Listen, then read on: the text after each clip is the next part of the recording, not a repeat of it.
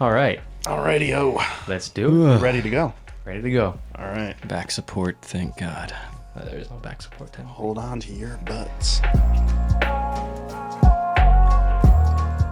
What is up, everybody? We are Cinema 3D. I am Sam here with Justin and John, and today we are going to be talking about Transformers: Rise of the Beast. So, guys, we are finally back together again. Yes. Amen. Yeah, no, New studio. new studio, brand new look. Is it great? Yeah, no, getting legit in here. Oh yeah. It's great. I told you guys that like eventually we're just gonna get better and better now. Oh, So yeah. This is official. First courtesy- 15 episodes. Shout out to Justin for really being the MVP here, getting it all done. This looks Incredible. phenomenal. Just got it done today. Yeah, I hadn't seen it beforehand. I was blown away Yeah. when I walked into this.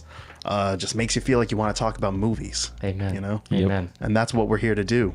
We are here to talk about a new Transformers movie. So just kickstarting off on this thing, John, what was your kind of initial thoughts walking out of the theater after seeing this movie? Well, the Transformers movies all range in different quality. Some of them are really, really good. Some of them are okay, or some of them are just honestly awful. The first film is the best, obviously, 2007. Then you have the second one, which is not really the greatest. Great action, but not really. It's like more of a guilty pleasure. Third one's great. In my opinion, it's a great conclusion to this trilogy. But then you realize it's not a trilogy. Then you have Age of Extinction, which varies in quality, in my opinion, but not bad. Transformers 5, though, that is a train wreck. I did not like my experience, especially when I walked out of it. I was just, wow. Then we get Bumblebee, and I thought was really great. It had a lot of great heart to it, and I was excited to see what this reboot, soft reboot, would be like. Then we started seeing trailers for Rise of the Beasts, and yeah, I was interested. Had some worries with some reports stating that it was struggling to get a great cut, a great edit, multiple editors coming in and whatnot. Don't know if that was all legit, but had some worries. But I was just kind of like, all right, I'll just come in with low expectations and see what happens. I actually really enjoyed it. I thought it was really enjoyable. There was a lot of heart in it. You can tell that the creators and the filmmaker that was involved with it, who directed Creed 2, which, by the way, underrated. I love Creed 2. Yeah. You could tell that he had a love for the Transformers and the mythology, and just you can tell he grew up with it. So yeah, I really enjoyed it. They finally had human characters that had drama. They were involved heavily in the story. That being said, though, it wasn't the greatest thing ever.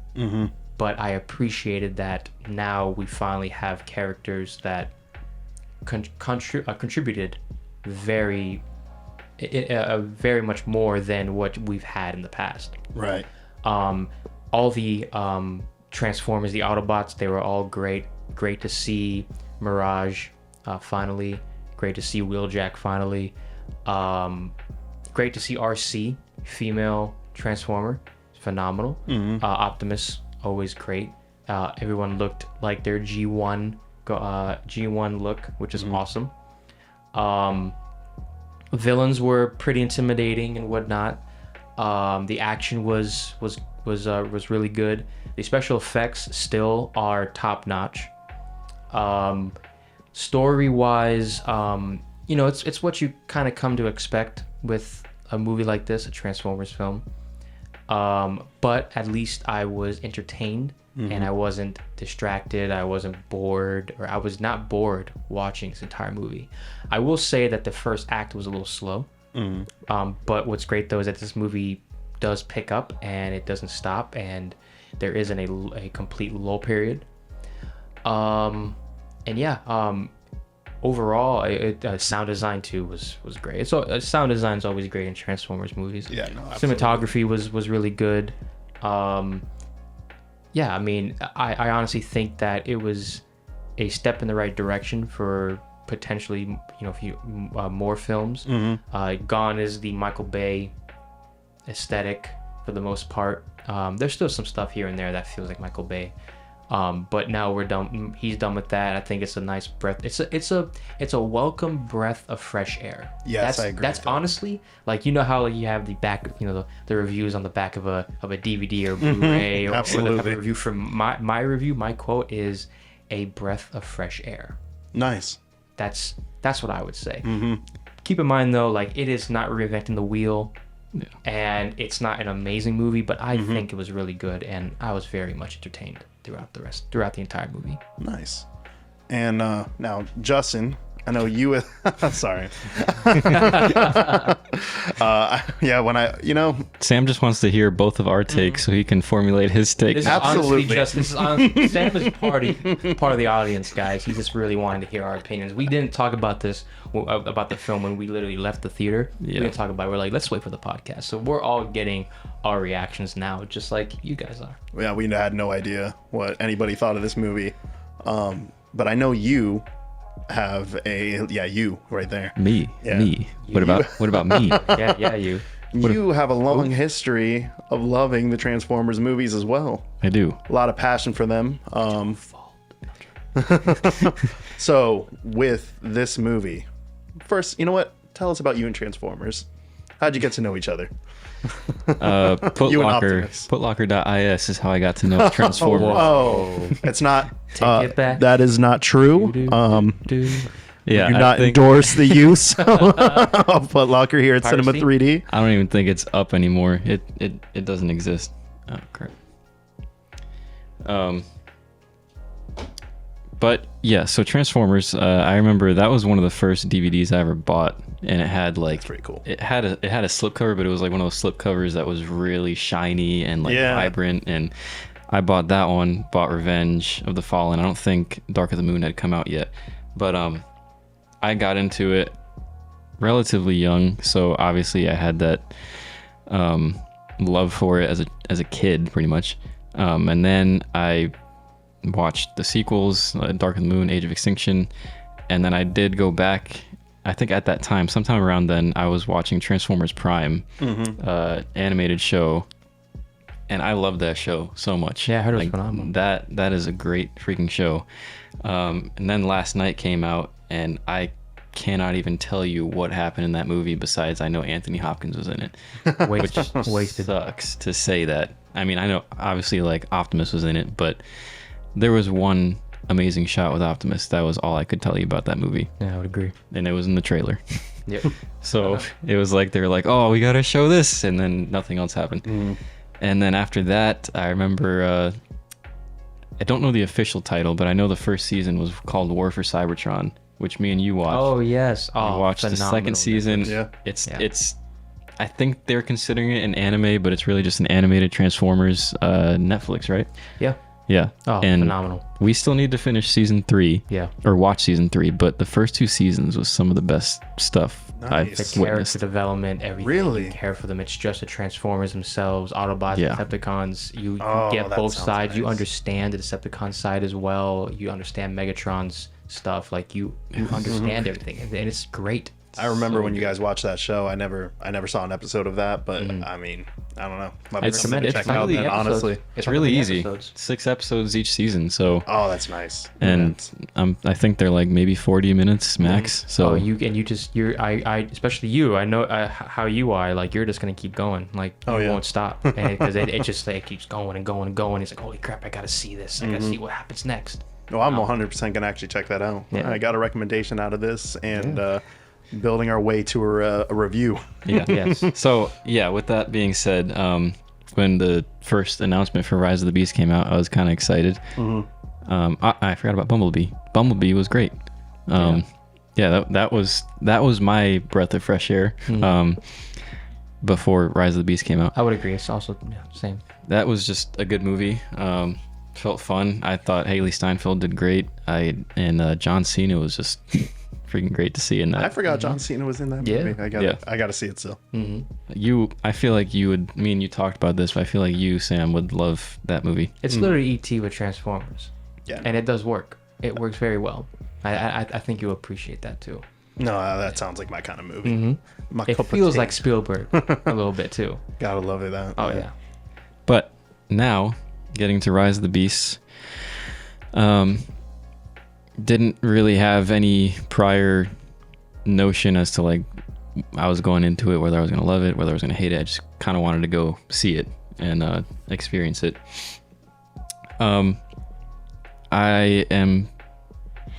When I was watching it, I had a good time. But when I got home, I started thinking about it, and I'm struggling to find much to enjoy about it. I thought it was a decent movie. There was just a lot of things about it that I couldn't really gel with. Like Optimus just didn't feel like Optimus to me for some reason. Ooh. And I know Agree. I've seen a lot of people after thinking about it, like it's just very polarized. It's either like this Optimus is not my Optimus, or this is like Optimus that I always wanted. And I'm struggling to see that, because I hear it being Optimus because Peter Cullen. It sounds amazing. Like the voice acting was still done very well, but some of the, I don't know, it just didn't feel like the Optimus I was expecting to see in this movie. Maybe that's because I'm so used to the original Transformers and Dark of the Moon, where he was more like he knew exactly what to do, and this is a younger Optimus, less experienced per se. I don't know. By the end of the movie, I felt that way. During the movie, I was okay with it, but by the end, I don't know, something about it just felt a little bit off. I don't know. Am I like crazy to think that, or can Not you kind crazy. of see it? It's not it's not crazy, I just but hit puberty. it's not crazy. But I would disagree because with the first 3 Transformers films, you obviously had him being humans. We got to protect the humans and whatnot. But then you see Age of Extinction and Last Night, Optimus becomes very, very cynical and mean. And honestly, that's not Optimus. That's not my Optimus.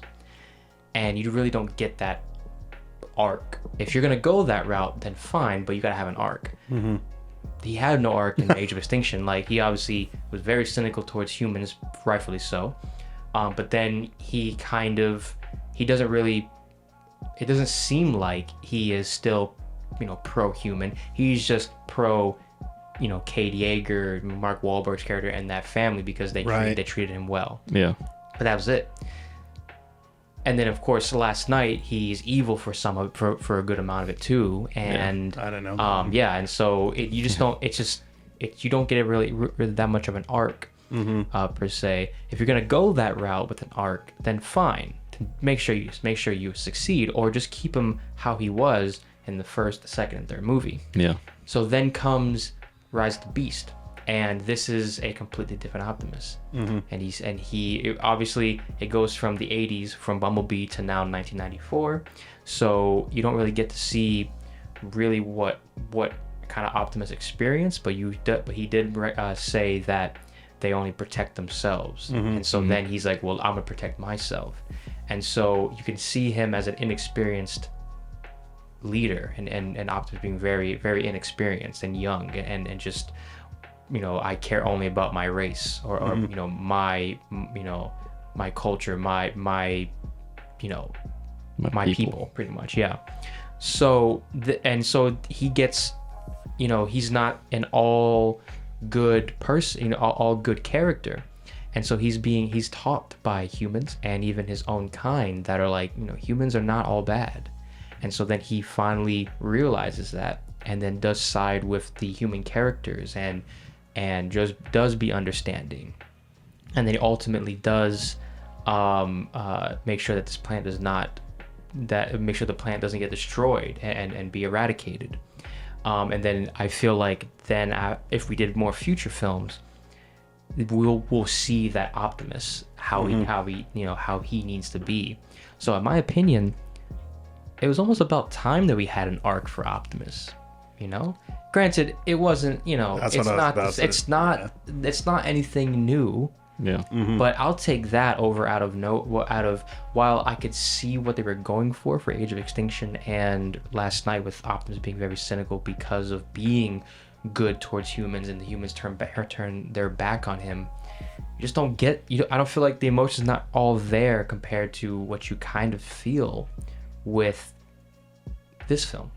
So I could see your viewpoint, but I just feel like there is an arc that is Optimus, but an Optimus that is war hardened with the war for Cybertron and has to turn a new leaf. And all right, I can't, while I care for my home, this is also a home that I need to protect as well.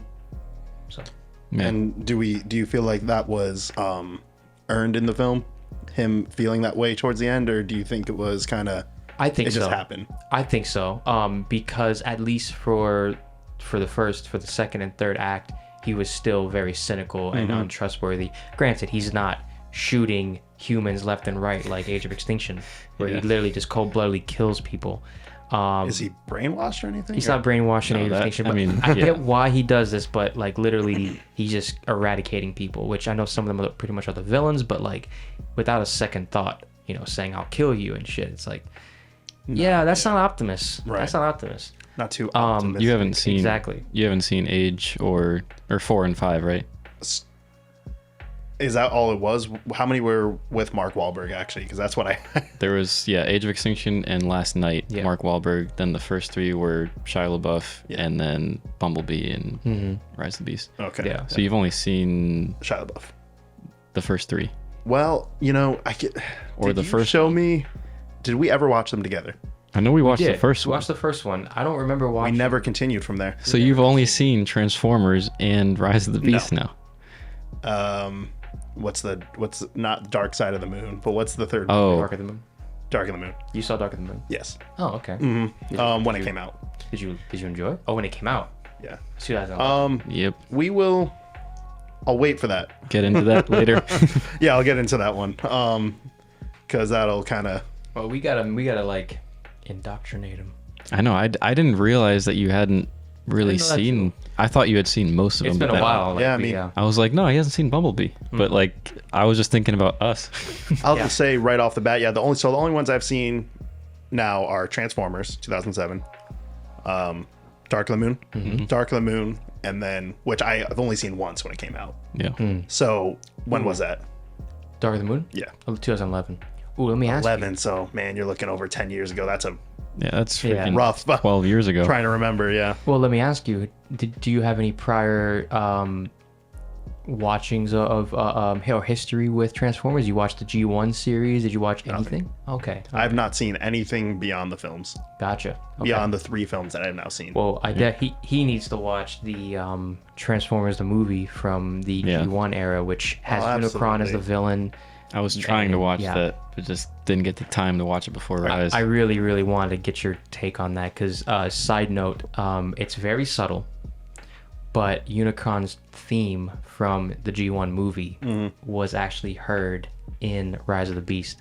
Very subtle, but the G1 movie has a lot of 80s sounding music, but Unicron's theme is in there, very subtle, and I didn't lose my shit, but it was it was cool. It was pretty cool. It's You're like, just all right, like- so either the composer or even the director and the composer, they knew what they were doing with that. Whenever you had the main villain talking to Unicron, if you hear it closely, it's very 80s sounding, and it's awesome. Are we talking the classic, traditionally drawn original Transformers movie? Yeah. Like That's what you're talking What about. is it? 84, It's 82, high 84. high on my bucket list because Yes. obviously even having a love of animation, Yes. when you're checking out these animated both series and then films that can slip under the radar, that's one that I see on a lot of reviews, a lot of lists, Yeah. is that Transformers film, kind Dude. of like like Mask of the Phantasm, like Yeah. it's a hidden gem out there that the common viewer might not know about. I don't Yeah. know how popular Transformers 1 movie really is, because I know, I mean, it's pretty popular. I know the animated series was huge Oh, yeah. in the 80s, but Yeah, you gotta you gotta Yeah. check it out. I mean, I will. it's a blast from the past too, man. love And that. it's beautifully drawn, and yeah, it is actually well done. Some shocking things in there too, actually. I think I know one thing that does happen in Yes. it. Yeah. I We mean, won't very spoil. famous scene. Yes. Can we say it? I don't even and know not what for- you're talking. Okay. Probably not for Justin, but I think I know. We're on what the you're same talking page. about. Yeah. All right. Yeah. So back to your. Yeah. No, I could see what you are saying. Like I said, there's just something different, and it could also be I don't know, man. I'm so used to like Optimus just knowing what to do, you know, and also fighting wise, I just felt like he just got beat up in this movie, and it's not something that can't happen, but I was just not expecting that from, because I feel like in Bumblebee, let's say like this is the sequel to Bumblebee, I feel like Optimus, when he was in there, he showed up and was Optimus, and then in this one it just felt like he couldn't fight until the very end, where it was like all of a sudden the switch turned on and he was like, I'll show you what a prime can do, which I'm like, finally. But could that actually be the arc though? Because he could barely be. could fight, because he could barely fight Megatron in the first Transformers movie. I know, that's Megatron though. Yeah, Like that's but- Megatron. But if you see if you see what they've in the past with other Transformers, films or shows or whatever, him and both Optimus and Megatron are able to fight each other. But in my opinion, the way with it's Megatron for sure, but I feel like Optimus in the first film, he's trying to he has humans all over. They're fighting in the city. He's humans all over the place. He doesn't want to trample on them too. So I feel like that also has a detriment to him. Now, granted, this is completely different. Like you get that from 2007. For this film though, I just feel like with the main villain Scourge, he was just he has dark energy on. So like That is true. That's why he is unbeatable almost, and why Optimus takes a beating. But it's also because there is so much crap happening that it's like, yeah. I mean, it makes so much sense. Yeah. No, that's a good point. Yeah. See, that's one thing about the Transformers Prime show that is in the Bay universe. I can't even remember last night. I feel like they tried to bring it in. I think but they tried to. They do not mention Dark Energon at all. No. Which, now that you say that, it makes a lot of sense why the villain was able to freaking overpower him. It's interesting that they have and Scourge. Optimus, the original Optimus Yeah. Primal, Yeah. he just like straight up one shot him, Yeah. which I was like, So who is this guy? being I just had to ask because I didn't even know. Devil's advocate. No, just being new, not necessarily new, but unfamiliar with Transformers lore. The monkeys. Yeah, honestly, I'm not familiar with the Beast aspect. I'm not completely familiar with the Beast. It's from Transformers mythology, especially in the 90s, called Beast Wars, and it's pretty much Transformers that from Cybertron that adapted to what there were on planet Earth, or what that planet in the opening of the film, what they adapted to with other life forms. That's what they did too, to try to make it seem like they are above, like those species as well. I'm not gonna say that I watched Beast Wars or anything, but that's from what I'm understanding. They're an ancient part of the Transformers mythology. Yeah, which there's a lot of stuff like that because they consider themselves the Maximals. Yeah. Then obviously we know Autobots, Decepticons, the classic, easy to tell apart. Absolutely. And then in this film though, there was Terracons, which I've also never heard of. And in Age of Extinction, I don't know what they were called, but they were like the dinosaur. Oh, the Dinobots. The Dinobots, which is like Which are still the same thing because they're also like they're dinosaur inspired. So they were obviously taken after the dinosaur era of how Earth was. Right. So, Absolutely. Yeah. But I was very, very intrigued by the glimpse of lore Yes. that we did get in this film, Yeah. and made me want to dig into Transformers a little bit more. It's definitely the most interesting lore or like little hints of mythology and lore that we've had in a while with the Transformers franchise, honestly. Yeah, that's the one sad thing about just all the Transformers is that there's so much that you could do. But I feel like a lot of people are scared to just do it. Right. But that's why I find that this film had the best balance, because it's taking from Transformer mythology that's been established, Transformer mythology that has been established for a while, as opposed to let's just like Revenge of the Fallen, let's just have them be a part of possibly Egyptian culture, and let's just make something completely new and whatnot. It's just like, no, let's get some actual Transformer mythology going. And The explore pyramids some were of that. built by aliens. Yeah, no, yeah, exactly. So like, yeah, you don't get the thing of like, oh, they helped with how civilization was built, and it's like, yeah, you're gonna go that route because that's what you can do, or it's a kind of cliche, but at least this is like, no, these are sentient beings that are involved with our universe, Absolutely. which is great. No, that is great. All right. So wrapping back around to yours, Yeah. what did you think of Rise of the? Yeah. I know. Yeah. I'm sorry. We haven't been able to do a podcast in person in a long time, yes. so Yeah, no, absolutely. I feel like this is going to be a decently sized one, I but agree. Understand. fun at the same time. Yeah. Not fun. Even if we continue. start throwing fisticuffs. No. Yeah, bring it. But yeah, no, that one point you did say about Dark Energon, that kind of makes me pull back my last point, because it does make a lot of sense. And I didn't think about that while watching the movie, which at the same time, I wish it probably would have been more portrayed that Dark Energon was a huge thing, because we saw the spike of Energon specifically towards the end, which this episode is obviously spoilers. That's what we're going to do. But Bumblebee, that's the blue streaks on the rock that revived him. That's just Energon. Dark Energon is like, should be purple. But I didn't see like purple on Scourge, so I didn't think of that. But it makes Remember sense. they talk about that when the They did, yeah. When was that? It was I when, asleep? it was when they were talking about doing like, your traditional explanation. X-Men. Okay. And they were villain talking meeting about with the other villain. Exactly, and it was talking about Scourge and how he has Dark Energon and he's completely loyal to Unicron. Okay, I missed that. I did remember just now the other one, which I don't know her or his name, but one of the other three main Unicron, she was purple. He or she was purple, which that was freaking cool. Yeah. But yeah, continuing with my thoughts on Rise of the Beast. You have thoughts? I do have thoughts. I think Mirage was the standout in this film. Oh yeah. Pete Davidson's voice acting was just funny, great. He had a lot of like character to himself, and the relationship between him and Noah, I thought, was done very well.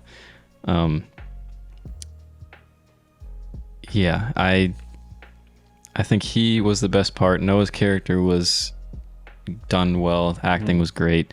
I'm trying to think about everything. I'm trying to remember everything I talked about.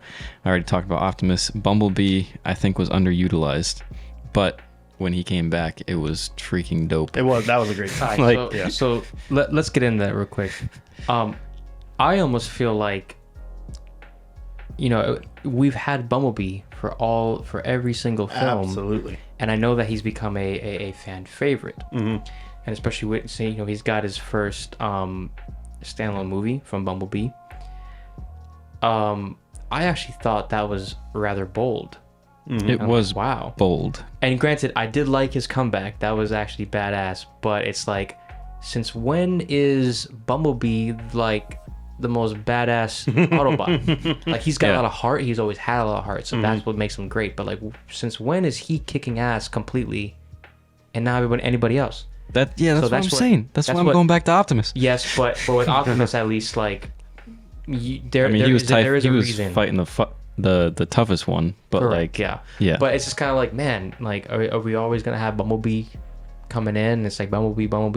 It's like, I grew up with these films over and over again, and Bumblebee was always the center of attention. It's like he's a great character and whatnot, but like this is another film where he doesn't actually talk, and it's like that was fine for the Bayformers, but why in the world is he not talking? Because I saw the opening of Bumblebee again before going to see the movie, and he talked. It was great, and I'm like, yo, let's get that back, so at least I kind of know more and have a new side. I thought is like, if I remember the original Transformers, don't they say like his... Yes, it was damaged in battle. Which Ratchet kept saying that he was gonna fix it, but it never got fixed. He doesn't have time. I know war is the thing, but like I feel like after the first film, you could fix it. Yeah, you could fix it. And granted, they had a completely different voice when the first Transformers. He actually spoke at the very end, and it was more rough and tough, which I never thought Bumblebee would, or like very like permission to speak. So it's like, I know. Really? Like, it's like Alfred. That's what you chose for Bumblebee's real voice. I thought we Permission didn't. to Yeah, he speak, sounds like he's an old man. Like he sounds like Jetfire from Resident Fallen. Like almost like what is this? Like Let Butler me go as- back to the radio. Speaking- it sounds like Alfred. Like, Speaking of Alfred. Jetfire, though, I thought the plane was gonna be a young Jetfire for some reason. I did almost feel the same way, but The same vibe. Yeah, but yeah, it's just kind of like Yeah, that is you weird. should have had him speak if you really wanted to kill him off completely. Maybe like in a third film or whatever. But now it's kind of like, Well, now you can't do it again. Now you can't do it. You killed him off, and then he comes back conveniently, and it's almost like Got to consider that when you're making these stories. another thing too is that like yes, with Energon, with the Transformers mythology, obviously people can come back, but not all the time. Yeah. So like he literally got stabbed and maybe his spark was missed, but that's just convenience for the plot. Yes. Like in my opinion, I and granted, like if he did die, I think we should have had more of Optimus having a lot of sorrow. But that's if they saved it for the third movie, because there is a lot of history between Optimus and Bumblebee. Yeah. Like Bumblebee is like a naive, almost like a teenager kid or whatever, but looks up to Optimus as like a father figure and will die for Optimus. Or apparently he's a British butler Or apparently almost like a British butler from the first 2007 who film. says, Can I persuade you to take a... There's no way. That's awesome. You just quoted Batman Forever. What in the world? At the same time, why did that happen? Oh, man. That's awesome, dude. Man, I forgot everything we were talking about just now. Yeah. That is funny though. No, Bumblebee being your No. kid brother, and then Yeah. But that's what's Not a one lot thing of that's great about emotional War for depth. Cybertron is you Yes. see all that. You do. Which- Which I thought we were going to get that. Yeah. Because especially after watching, because I watched the opening scene, which is of Bumblebee, which definitely watch it, because the first 5 minutes of Bumblebee is literally on Cybertron. Oh, I the know. battle. It's Phenomenal, and it's and you see the like, oh my gosh, this is so we're gonna get a Bumblebee that's a little bit different from the Bayformers. Let's go. But then they decided to make him the exact same way as the Bayformers, and I'm like, Yeah. why in the world are we doing this? What are we which doing this for? could very well be the reason of people thought Bumblebee was not connected, and now they're trying to convince people I it's do connected, not agree with which- that. I just got to make sure I do not agree with that. Like the way it does not add up with the Bayformers. It does not add up that they're in the 80s and 90s. This is a soft reboot, and honestly, I'm all for it. Let's continue doing this. Like if Especially they do a with the third end of film, the where's film. that going to take place? Hopefully in the 90s still, like later 90s. Yeah. Let's get a little extra. Like now we're gonna find Optimus being the Optimus that he is and whatnot. Let's get more of that. Yeah. But But soft Bumblebee, reboot, absolutely. Yeah, It makes more sense. I agree. Bumblebee, I do agree with you though. I always thought that too. Like, why was he always the main push for all the films, even in the Bay films? I mean, I obviously classic Optimus is like always gonna be my favorite character. But even in the original, there was a time when Ironhide was like, that was my like go-to man. Yeah. And after Dark of the Moon, that Oh yeah. was Spoiler. heartbroken. Yeah. But yeah, Bumblebee, he was always there. Like they put a lot of focus on him and Optimus equally, but like it just felt strange. Which makes sense because the boy in the car storyline aspect that Yeah. worked, but we got so much of it, and then for some reason, this is how I feel. But Age of Extinction, Bumblebee was like a dick, just a whiny teenager. So it's just kind of like that's why I got so I getting fed up with. Did he talk in that one? No, it was through the voice modulation thing, but he kept acting like a. I don't know. I just started getting a little bit tired of Bumblebee. But the Bumblebee Sentinel movie that worked because like it was E.T. with Transformers and he was out of his element. He was cute. It was fun. Like it was a nice aspect. So I'm like, all right, great. And then the ending of Bumblebee was great too. And it's like, all right, we're going into something great. But then it's like, all right. Now we're with Rise of the Beast, and Bumblebee's the same how he is, and he's dying. He dies, but he comes back, and he's kicking so much ass for some reason. It's just like, I did love that scene though. It was a crowd pleaser, but I'm just kind of like, Yeah, it was fun. It's kind of very, now thinking about it, it's kind of very reminiscent of Optimus from Revenge. yes, it is. Which pretty much, Whatever. yeah, it's, Whatever. Did you I don't know. If they think it's not broke, don't fix it, I guess. Yeah, fair enough. You catch the Rick Moranis when he quoted Spaceballs. Yes. In Rise of Oh, the you Beast. kidding me? I almost What tried to is it? look to you, but it was dark as hell too in the dark. theater. But like, I really want to look at you, being like, What was that? He went, what the hell am I looking at? And that's a scene from that's the Spaceballs scene when from they're Spaceballs, The when Bumblebee? when they're playing the instant cassettes. they're out in stores before the movie is finished. And he's looking at the camera like, But I thought he was still doing What the am I radio looking at? thing, and I was like, why is he pulling Spaceballs from the radio? yeah, And he exactly. goes to the drive-in movies. Yes. And thought that Which was that was funny because Optimus is like, you need to stop going to or stop going to drive-in movies. That was great. Yeah, comedy in the movie I think was pretty good. I think so. I don't think it was. I think that most of the comedy was pretty funny. It wasn't like Not as Michael good Bay as you. thinks that he is hilarious, and most of his stuff is actually not hilarious. The only thing that makes some of the stuff hilarious is the actual actors that try their best with the material. Most of the funny thing, most of the jokes from other films, I'm like, But there was some laugh out loud. There was also some smiling. So at least that was Some pretty good. chuckling. Definitely made Yeah. me with Mirage.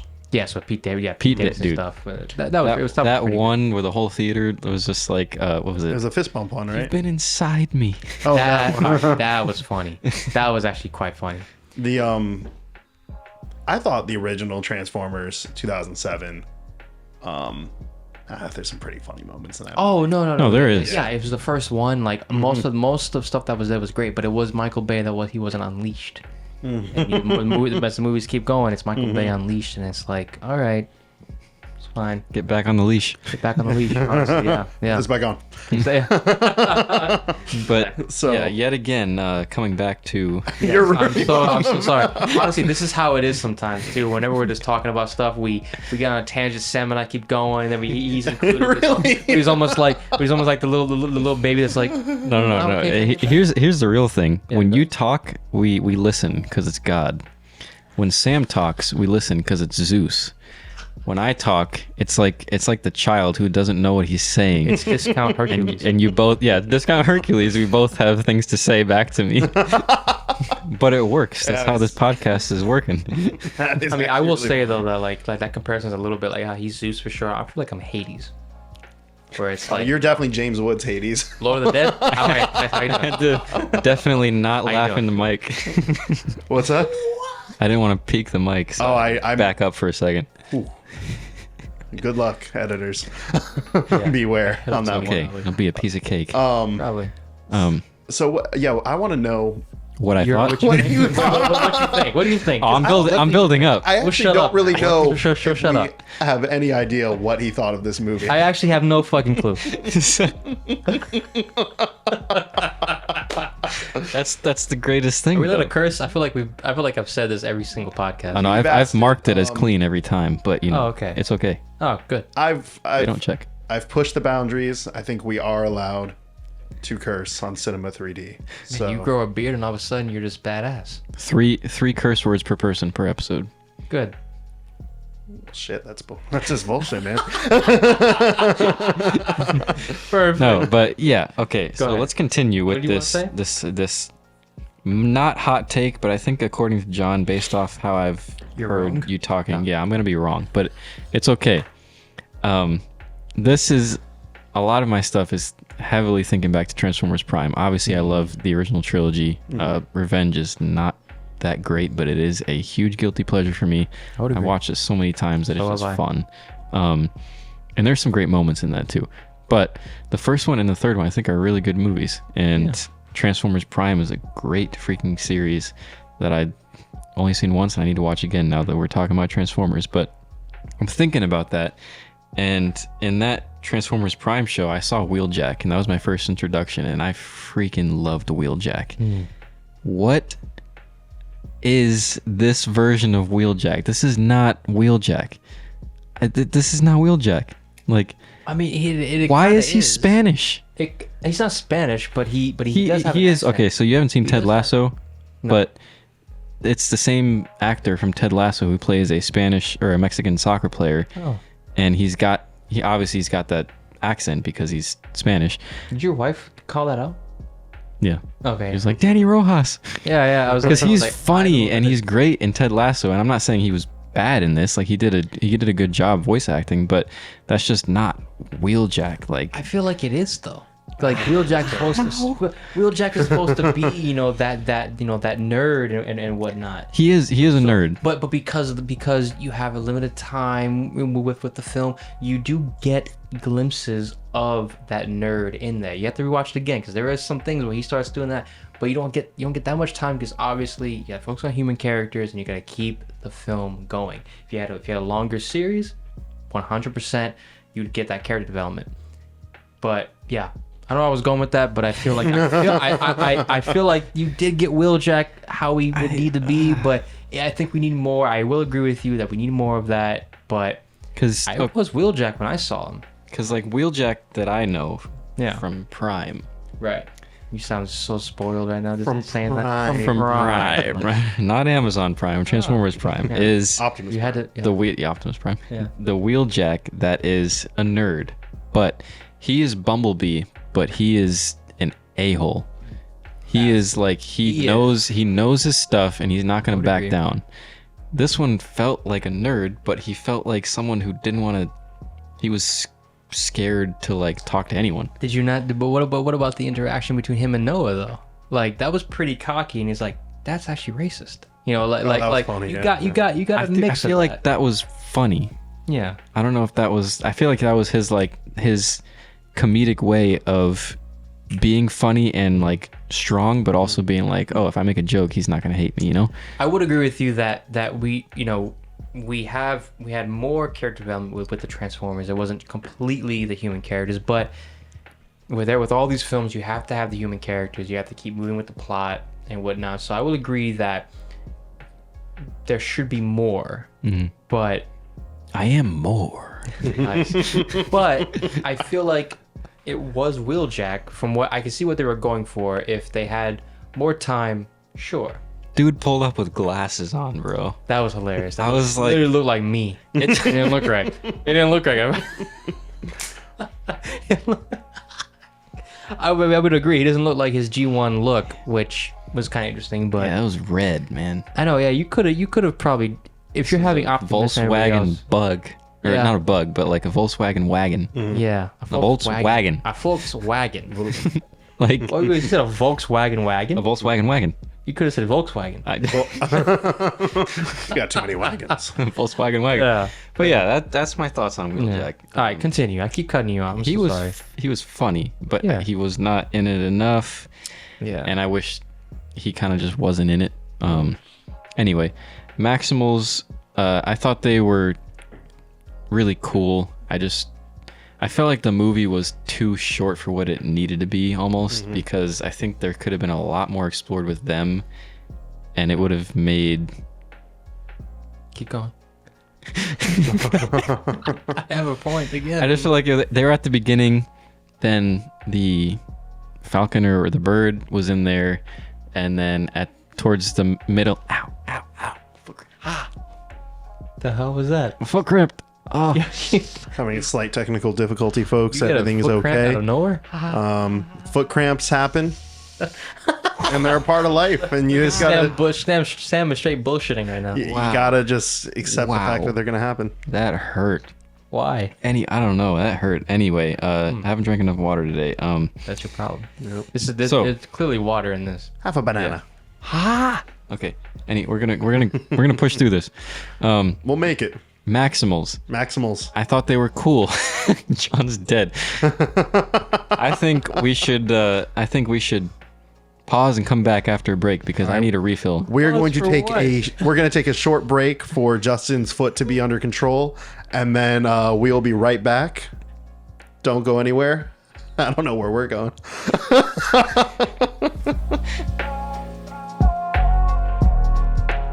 All right, we are back. Justin was able to get his foot in order, so that's Yep. nice. I hope so. Hopefully not another cramp attack happens. That was random as hell. Yeah. It's honestly, it happened after Spain. My freaking muscles have just been acting up. It's weird. Oh, interesting. Happens. They're broken. But anyway, should I get back to my review, which you guys have I'm no very idea? curious what you think about this movie. Wait, you were doing a review? I was. I was going through point by point, and by the end, maybe you guys will know what I think. I'm sorry. Go ahead. Anyway, I think the last thing I said was about the Maximals. Moving on, just a mild statement. Why did we not hear the theme until the end? Like the main freaking transform, the iconic theme. All right, I know John's making some faces over there, but like, I just wanted to hear that maybe somewhere in the movie without being at the end. But we did because it was actually the freaking triumphant parts. I know, but it didn't feel triumphant. By the time it happened, I was like, You know, the main human actually helps Optimus, so it's like, oh shit. oh, Iron Man. Iron Man helps Optimus. It was Iron. Okay. That's going on to my next wait, point. okay, But okay. but We'll get to that. We'll get to that. But Okay. but I have mixed opinions with that. So yeah, that is a good segue. So I say this lightly, but I feel like this movie was directed by a person who loved a lot of movies and wanted to show love to those movies. But in doing that, it just felt like a student film. To explain. So, Lord of the Rings, Avengers Endgame, I can't remember the third one, but there was another film in there that Indiana Jones. That was the third one. I mean, I don't know. There's just moments in this movie that kind of took me out and made me think about the original movie that did it. Avengers Endgame, Avengers Assemble, Autobots, Maximals, Roll Out. Indiana Jones, like, I mean, they referenced it in it, but the whole, thing. And I know that there's nothing new under the sun, but it just felt like that. I mean, the Scourge looked like straight up Sauron.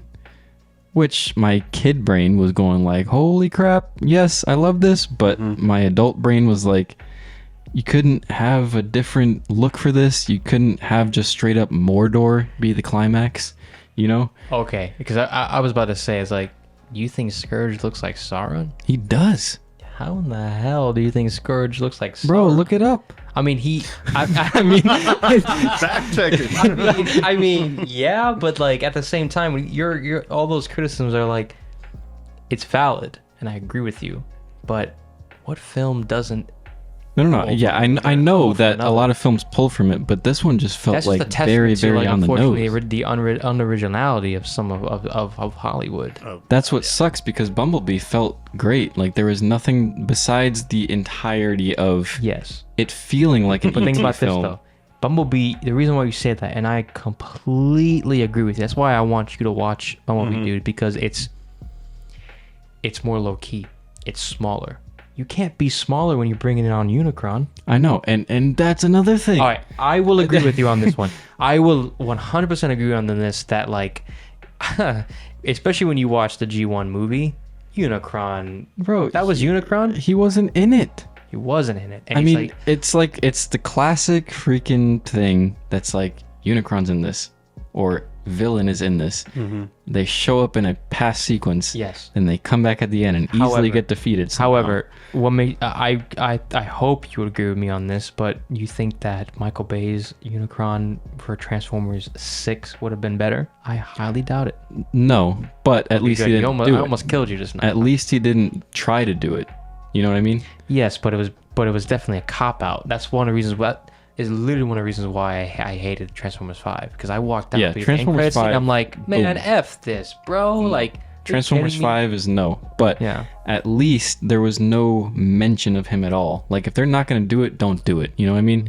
Like, if you're gonna show it in the trailer for me, if they didn't show Unicron and he showed up, I would have probably liked it a lot more. Yeah. But they showed him, and whatever they showed was in the freaking beginning of the freaking movie, and at the end, it's just like, let's spend 20 minutes with Elena trying to figure out how to get this key off the machine, and the Optimus is like, I'll do it myself. Boom, done. That is one of the stupidest things I've ever seen in my life. You know? Yes, but it's that whole film, that whole idea definitely screams Dark of the Moon, though. With like, why the hell, like, going back into Dark of the Moon, why the hell is Sentinel Prime saying Decepticons or this human Patrick Dempsey trigger the pillars? Yeah. Why the hell is a human being gonna be able to do that? Yeah. Think about that shit. It's just the entirety of the Transformers series does the same thing. I can't argue that. But I can confidently say that Dark of the Moon has so much else going for it that I kind of forget about that. You know what I mean? I could also agree with that. Like, there's just a lot more involved. There's a lot more emotion in that film. I feel like that film has the most emotion in it. Yes. But I don't know. It's just like this one, it just felt so many callbacks, not to the Transformers movies, but to other movies that people love. Mm-hmm. And it drew me out of the movie, honestly, which is one of the things I said was obviously when Noah inherits, what's his name? Mirage's being, feels like Iron Man. I was afraid you're gonna say that. Which- What? I was expecting that. Yeah, which is like, again, like looking at it is cool. It's like, dude, I would love to become a Transformer and a human inside of a Transformer's body. But knowing what I know with Endgame and the success of that, it just feels like that. It does.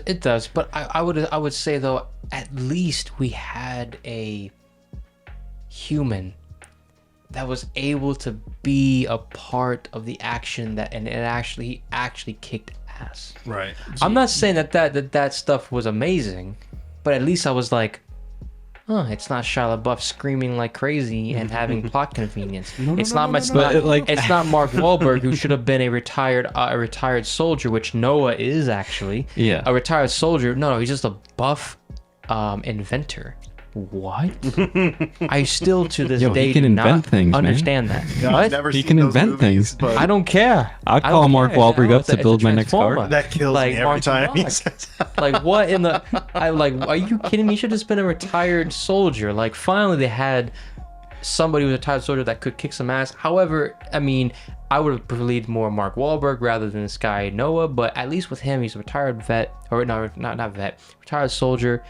He gets some Transformer abilities, which Shia LaBeouf only had that stupid thing in Dark of the Moon that helped him kill Starscream, which, by the way, made Starscream look like a baby. Yeah. But we're good. But anyways, that was his plot convenience. With this one, it's still plot convenience and plot armor, but at least it's armor that kicks ass, and it's armor that is Mirage's armor. Yeah. Which, to an extent, you don't know if that's actually, for the most part, Noah, or is also Mirage too. So I know at least with that's good. one thing that could change things. But Yeah. at the same time, I thought Mirage freaking died, and then he was alive, which was like, okay, he's back. plot convenience. And then which it's sad to say, but Transformers as an entirety, for the most part, is plot convenience. Honestly, Films, yes. yeah, an the extent. films, not like the original stuff. Not for but the most part. When somebody dies, they die. And it's there is always a MacGuffin. Yeah, no, the MacGuffin was a freaking thing, which is like the Matrix of Leadership. The Matrix which is the of Leadership. Allspark, That's like, what I'm saying. It the just pillars. feels You it feels so much like Revenge of the Fallen, Whatever. which I would say objectively, I think this film is better than Revenge of the Fallen, but I'm still gonna watch Revenge of the Fallen over this film. Guilty pleasure.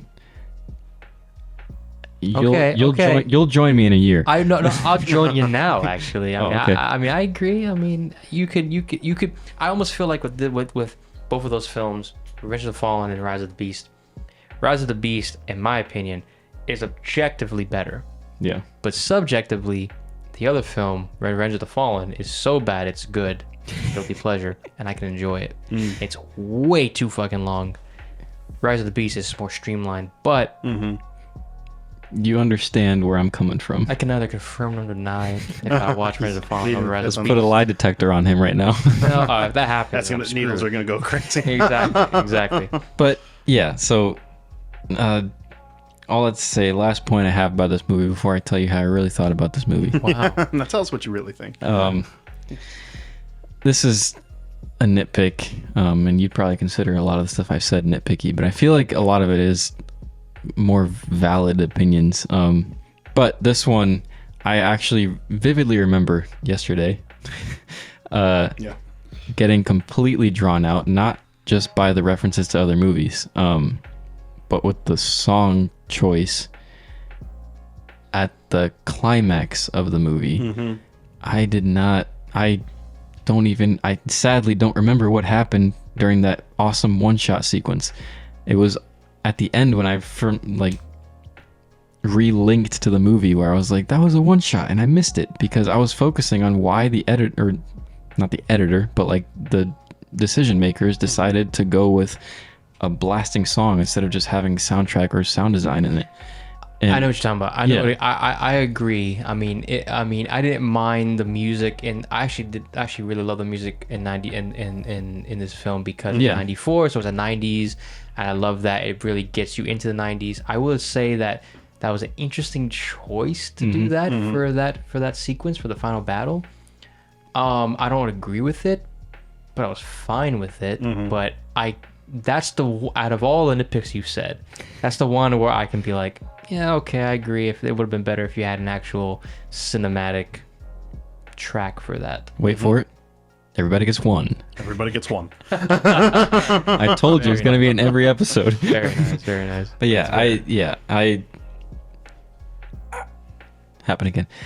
Sadly, it took me out of it for a moment, and then I got back in. But yeah, those are all the quick things I jotted down right after we got back from the movie.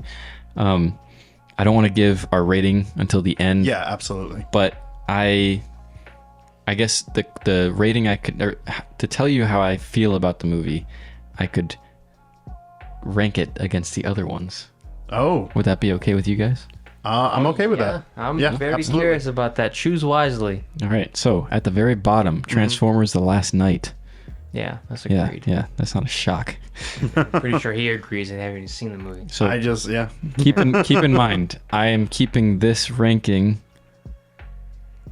30% subjective, 70% objective. All right, so I'm that's a nice divide. keeping a little bit New of my divide. personal opinion. What? New Divide, Is that a Transformers track? Linkin Park. Yeah. Dang it. Oh, You didn't know? is that the end of the first movie? Oh. 1 point though. I think, regardless of how you feel about Age of Extinction, I think some of those tracks are Imagine some Dragon. of the Yeah, best. I mean, Imagine Dragon is great, Bro. Like, I agree. But Linkin Park is though. that is that's goated. But yeah, so bottom the last night. Last night. So there's 7 total. Number 6. Keep in mind, objective, Revenge of the Fallen.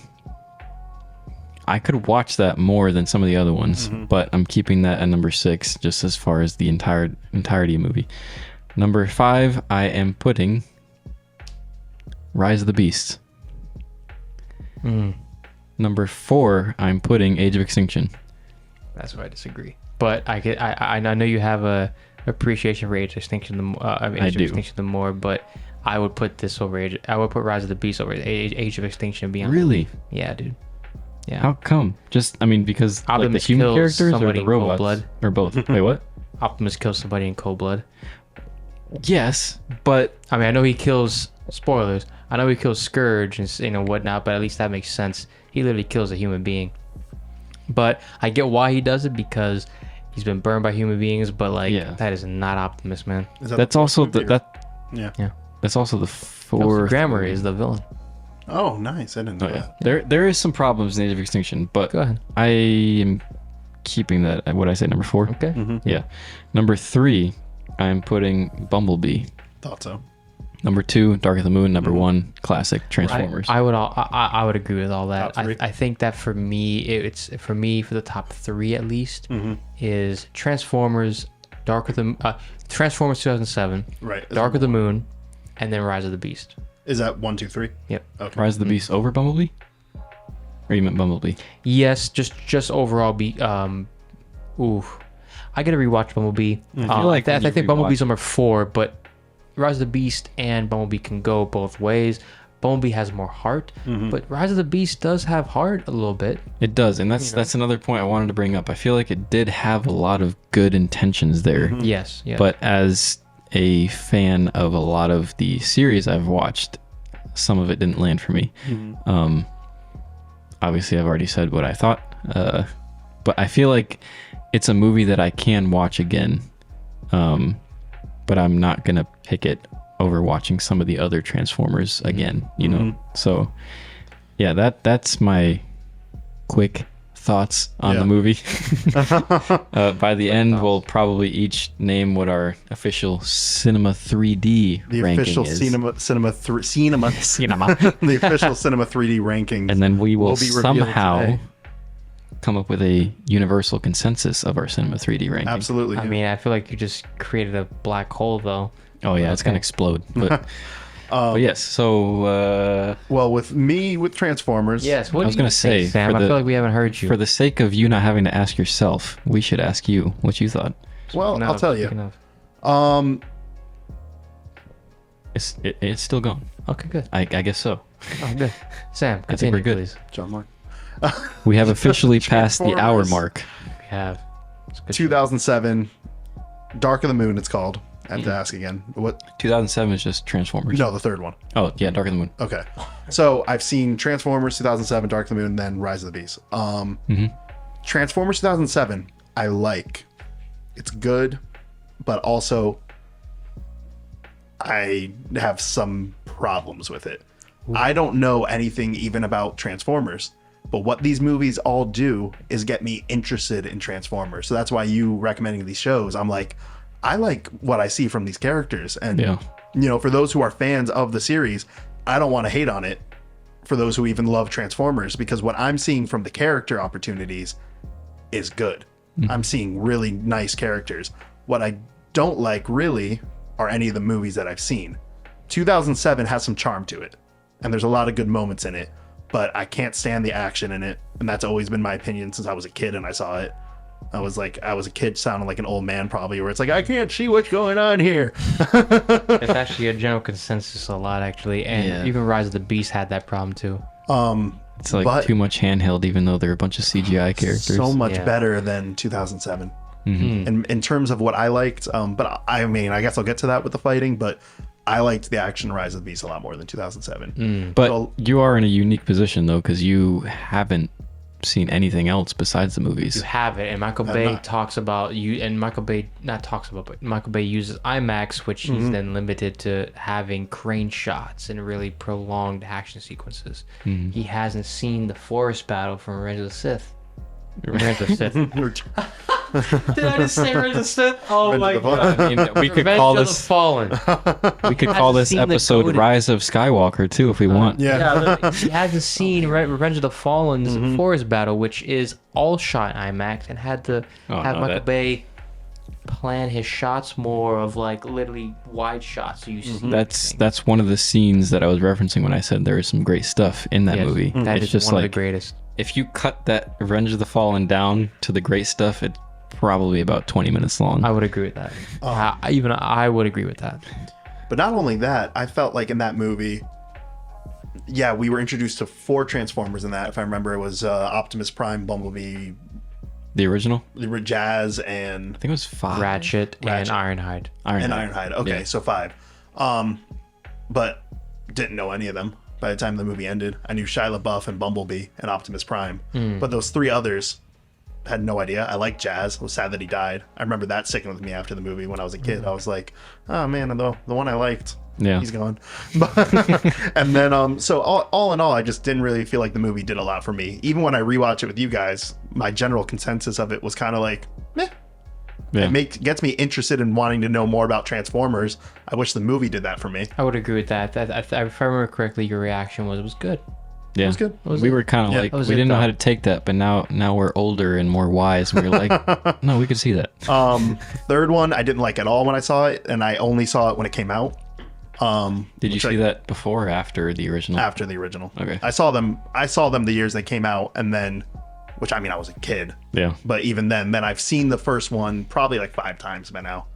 But the third one didn't like, way too many characters, had no idea who anybody was, and I know I jumped a movie, Yeah. but I was still kind of like, I mean, this sucks. Like, No, I mean, as far as character wise, there's no reason for you to even watch the second movie going into the third movie. Really? Because there's a lot of new characters that are literally just introduced in the third movie. There's a couple of things that you would need to know as far as why is Megatron a wimp or why this and that, Yes. because of what happened at the end of Revenge of the Fallen. Mm-hmm. But The yeah, I would characters agree. themselves, they I just would kind of agree. like show up, which that kind of happens in all the Transformers movies after the first one. They just show up and you kind of like somehow get attached to them. Years have gone by, that type of thing. Yeah, I would agree. So yeah, so 2 movies going in, and my general consensus of the series was okay, and then didn't really like it. Yeah. So now going into this movie, when it started, I was intrigued because I feel like the thing that I'm actually craving is the Transformers, because those are cool characters, and I feel like they are like, I don't know, I can't fathom. It reminds me of, obviously, like Michael Bay's produced Ninja Turtle movie, where the Ninja Turtles are supporting characters in their movie.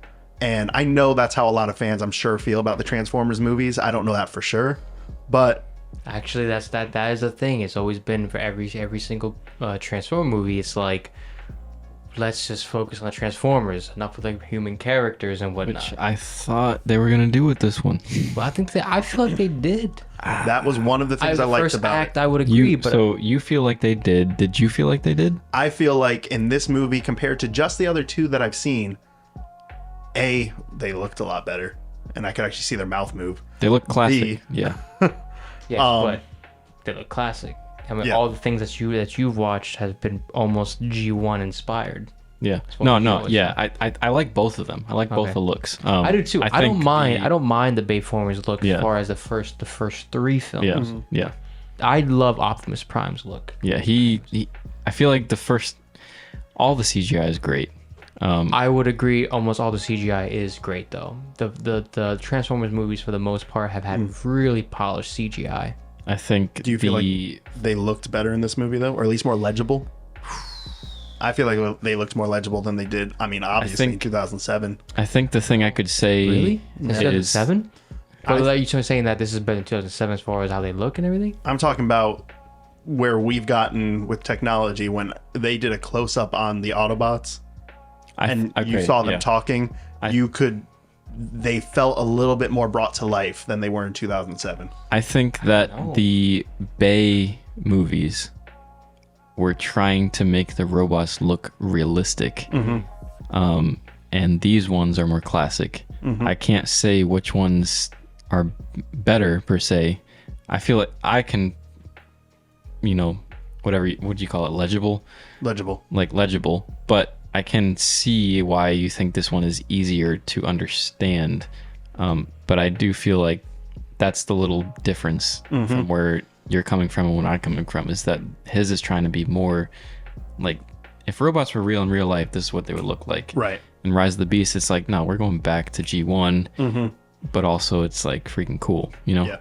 That's a very interesting topic. I really don't know where I land with that. I don't really know. So honestly. overall design. Which I think it means that, I mean, G1 is obviously, that's G1, and they do look great. I don't know. I think the designs are both great. Yeah, I feel like you're coming from the viewpoint of, I could attach myself more to this version Yes. than the last one. And then unless it's Optimus Prime or Bumblebee fighting, everyone just like blends in. Yeah. Okay, The other okay, Yeah. all right, you said that. Is that still the consensus even watching Rise of the Beast? No, not in Rise of the Beast. Ooh. That's one of the Ooh. 3, or one of the three things I'm going to mention that I liked about this movie was the action scenes, because I cannot stand the action scenes in Transformers 2007. It's like once the final act comes on, I'm just like, I mean, and yeah, I know that's hard yeah. to say but No, I could see that, because even as a lover of the first three films, I've always felt like the first Transformers film, specifically the climax, but I feel like the first Transformers film action scenes were the hardest to follow. they were I feel like very difficult Dark of the to Moon and follow. Revenge of the Fallen were more, as you said, planned out, but also wider, more gradual. But yeah, I could see that. But no, this one, action wise, could see everything going on, knew who was fighting. It wasn't just chaos. Yeah. It was a very clear fight, and you want to feel like when you're watching an action scene in a movie, knowing what's going on. I mean, I enjoy that. Yeah, being able to track like- what you're I watching. Being able to track. Completely So agree with that. that was a big plus for this movie. Second one was, I think, having a smaller cast of characters for the Transformers. I liked a lot. I knew who we were dealing with in this movie. It was streamlined. Like, Streamlined. really just notice how Just the a only it was dude and a two girl. characters, Yeah. and then maybe Noah's brother. Yeah. That was it. Which he was pretty good too. Yeah. I think he did a better than good job. Shazam's little Oh, kid. so much better. So much. Sorry, guys. No, I Shazam's fine. Black Adam. Not Shazam. Oh, yeah, my bad. Ooh. Just want to my make bad. sure we Yes. weren't thinking about Shazam. Yeah. Yes, I would Hidden- agree. Black Adam. We have not talked about Black Adam, and we will never talk about Black Adam. No. No, no. The theme is great. That's it. Yeah. Yeah. And well, Pierce Brosnan. Oh, yeah. Dr. Well, Fate. Pierce Brosnan and Rock as finally showing up as Black Adam. But Yeah. that's it. We'll talk about it in some form when we Probably. do some sort of history. It'll pop up. The history Maybe of in 5 DC or years, something like yeah. that, because I know we're going into a new DC. Yeah. New DC, so like might as well talk about DC, the older DC, which is weird to say. Which That would is be still say. That would be really fun. new. That would be fun. That was still relatively brand new. Yeah. Yeah. We'll talk about that. Yeah. But yeah, he was much better than Yeah, I would the agree. little kid in Black No, the Adam. kid. Yeah. No, I liked the relationship between Yeah. the brothers. It's nothing new. Let's just make that clear. It's nothing new. No. Served a But- purpose though. So the purpose, and there was emotion. That's why I think the human characters in this film were the best. I could buy Says Bumblebee. them being Since brothers. Bumblebee though. Yeah, I would Yeah. agree with that. Isn't Bumblebee the only one? That has heart. That's a thing in my opinion. Like 2007 Transformers. Like I mean that has a little bit of heart with the boy in his car, but I think the girl in his car from Bumblebee and then also Rise of the Beast had the most emotion so far with the characters, with the human characters. The human characters. Yeah, and having a smaller cast, very beneficial because, again, probably one of the biggest reasons I never got into Transformers is I'm like, how do people even know? Like, I know I'm not a fan, but you guys are calling out this one and this one. And I'm like, I see Optimus Prime and Bumblebee. And it's like, and I've watched the first movie a few times. It's like, they don't give these other characters a chance to shine. And if you're doing an ensemble movie of what I imagine are beloved characters, then I guess just make it smaller and just focus on a few of them. And then you're going to be able to pull it off. Fair enough. I can see why he would like Rise of the Beast more as far as the characters and the action and everything. Yeah, Yeah. it is more explained in that aspect. Dark of the Moon, I remember the first few times I watched it, I didn't know who the other Transformers were because they just kind of, and Age of Extinction, like they added a lot of new Autobots. For some reason, Decepticons are more easy to, like the main Decepticon is easy to recognize. I would disagree. I feel like if you're talking about Megatron or Starscream or whatnot, Like yes, but, Lockdown. Lockdown, but like for the most part, everything else is just mindless robots. That look just that- gray. That's what I was trying Same to thing say. with Revenge of the Fallen. Yep. It's just like everyone looks gray. Like there's the Decepticons, the main ones are explained. Everyone else is just kind of like mindless bots.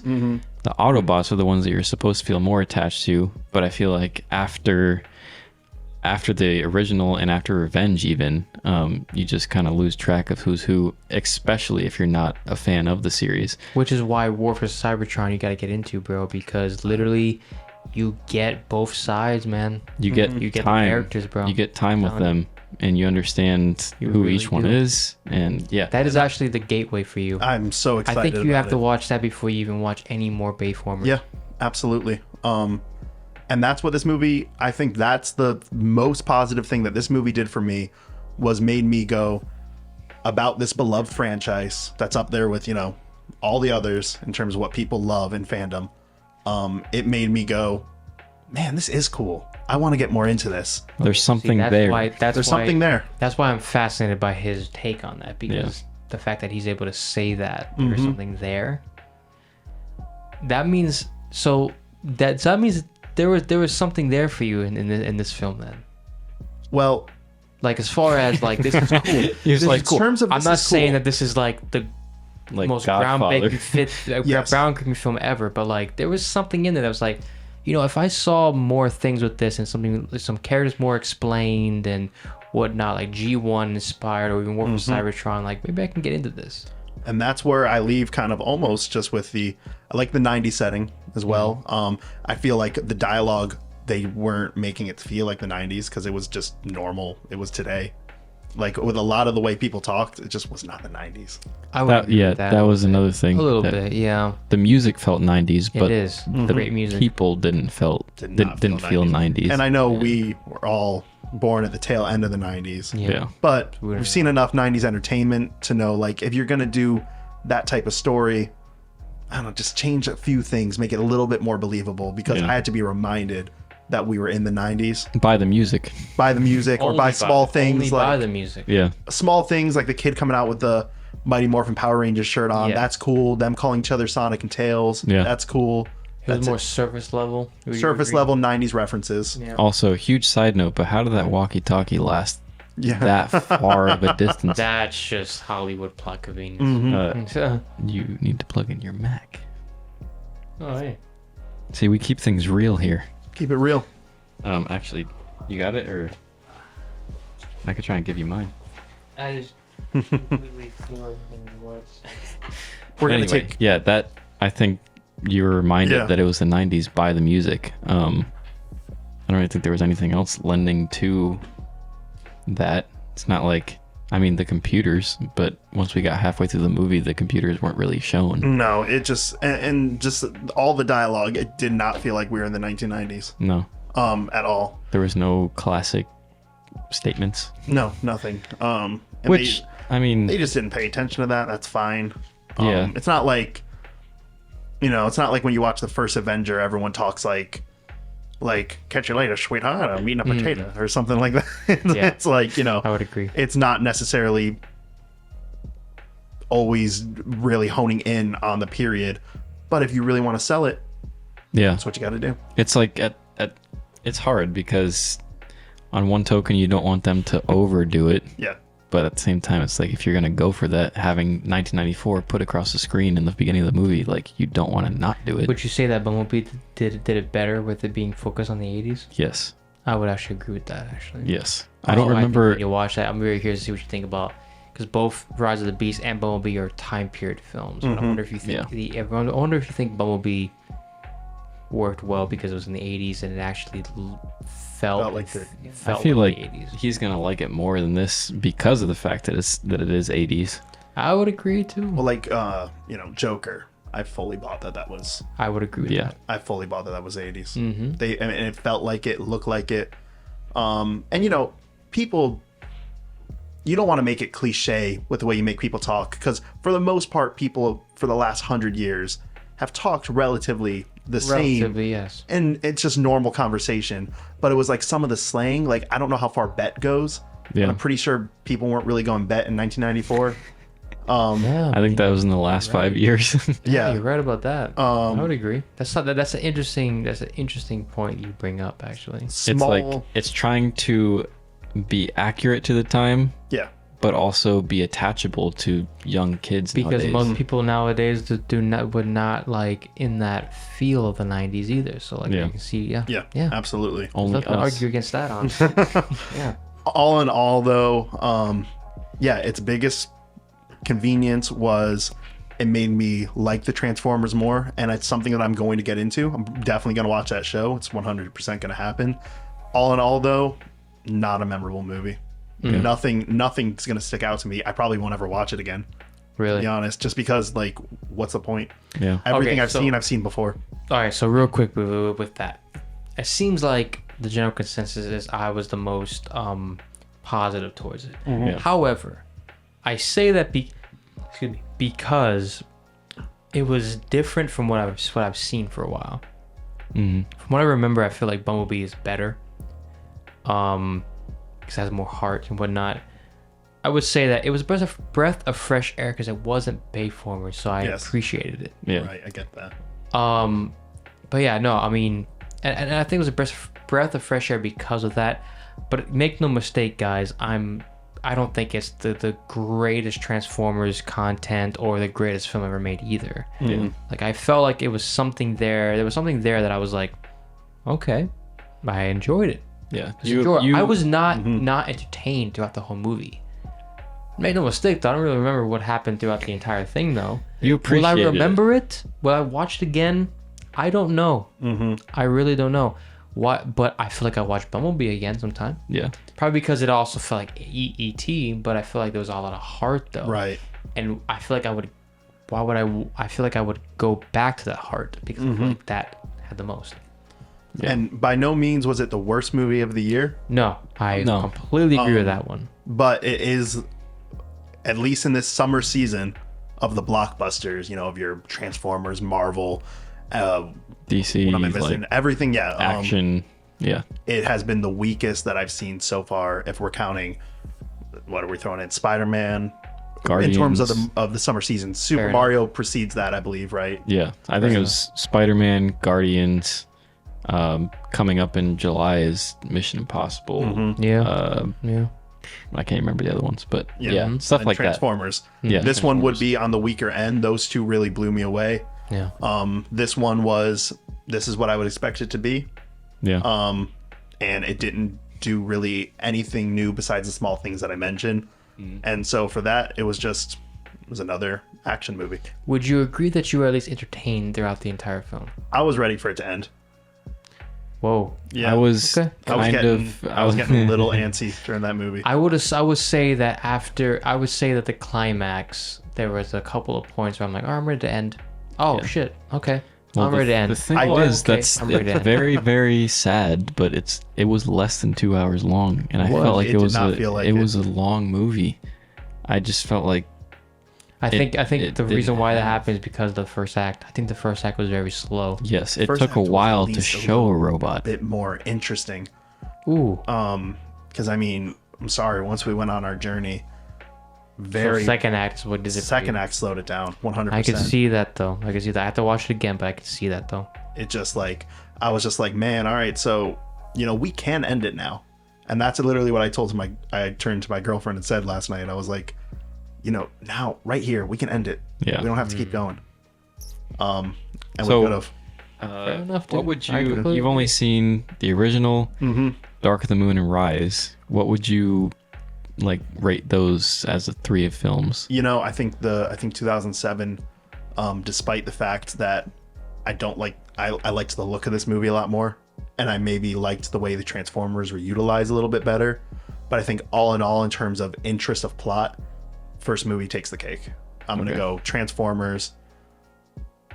I haven't seen it since 2011, so it's not Yeah. really a fair judgment call at Fair all. enough with that. Yeah. So I'm just gonna go between Transformers and this one, giving Transformers the one up Yeah, over Rise of the Beast, and I'm not even gonna count Dark of the Moon because I haven't seen it. yeah. You need to 12 watch. years. That'll happen. Can't At least Revenge of the Fallen and Dark of the Moon at least. Yeah, Because that completes the trilogy, even though it's really not a trilogy. It's more a quadrilogy with the fourth film.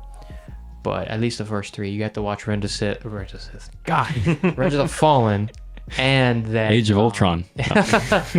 and then Dark of the Moon, and then I'll be very curious to see what you think about that. Yeah. You're a very interesting case study with that. I mean, I've seen every movie more than once besides The Last Night, and obviously Rise of the Beast because it just came out, but not including the most recent one. I haven't watched The Last Night again. That's just how bad it is. I can't believe that. I even- couldn't believe when you guys walked out of that because I didn't even go to see it. Yeah, No, it was just sad. It was it was sad. It actually I got me was- depressed a little bit. I was like, wow. not like the trailer was Transformers are done. anything amazing, But then comes Bumblebee, and then Yeah. and then War for Cybertron. I'm like, oh, there's hope. And then Rise of the Beast. I'm like, okay, let's see. what Honestly, happens. I'm like, all right. that's why I've been kind of meh towards anything new Transformers besides live action stuff, because when Bumblebee trailer came out, I didn't watch it like the day it came out because I was burned. Did you watch it? I don't think you guys went to go see it in I don't theaters. think we did. You did not. I know you think I did. I don't think so. No, I we watched it on rented VOD. it. Yeah, we rented it on at your house that one night. Right. Yes, right. We were like, hey, Together. maybe we should check it out. We were gonna have you invite. We were gonna invite you too, but I think something happened. So like, all right, we'll do it together. It was a good movie to watch without me, regardless, because I had no interest in. Especially at that point, I had no interest in the Transformers films. But would that you agree just- though? Like now, you've Bumblebee has piqued your interest a little bit though.